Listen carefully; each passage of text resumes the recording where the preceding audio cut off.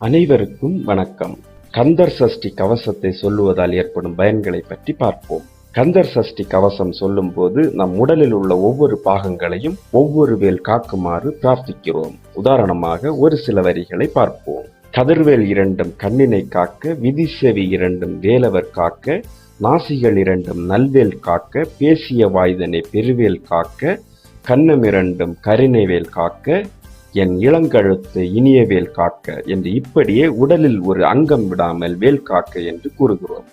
இப்படி தினசரி நாம் வாயால் ஒவ்வொரு அவயங்களை பற்றி சொல்லும் போது நமது மனது அந்த அங்கத்தில் நிலை கொள்கிறது. மனது தியானிக்கும் அங்கத்தினை நமது மூளை தானாகவே ஒரு சில வினாடிகள் கூர்ந்து கவனிக்கிறது. இப்படி மூளையின் தனி கவனத்திற்கு வரும்போது அந்த பாகத்திற்குரிய மூளையின் செயல்பாடுகள் சிறப்படைகிறது.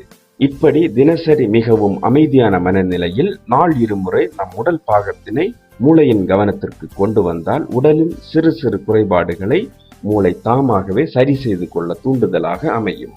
மனோவைத்திய ரீதியாக உடல் நோய்களை போக்க முடியும் என்று தற்காலங்களில் நாம் ஆராய்ச்சியாளர்கள் சொல்லி கேட்டிருக்கிறோம்.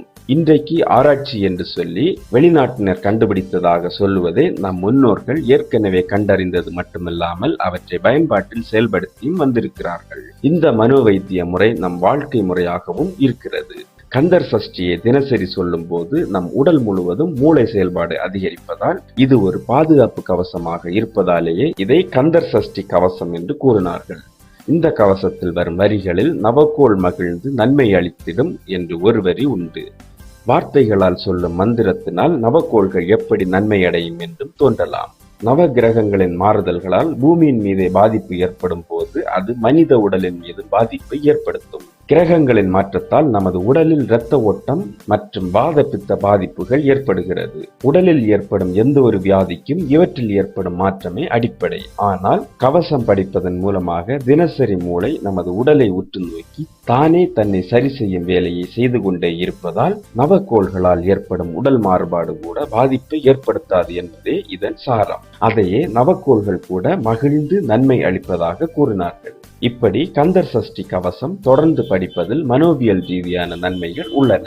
ஆனால் எதையும் ஆராயாமல் தற்காலத்தில் எல்லாவற்றையுமே மூட நம்பிக்கை என்று சொல்வது சாத்தியமில்லை.